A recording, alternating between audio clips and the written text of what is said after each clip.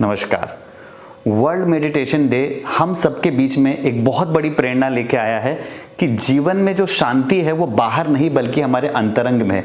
हम अपने अंतरंग को गंभीरता से सजगता के साथ जीना शुरू करें।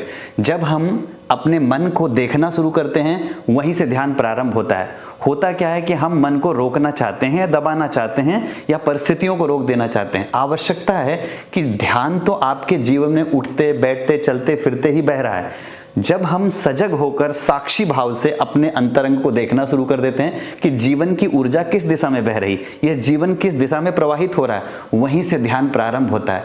ध्यान का अर्थ बिल्कुल नहीं है कि आप बहुत गंभीर होकर बैठ जाएं, आंखें बंद करके बैठ जाएं।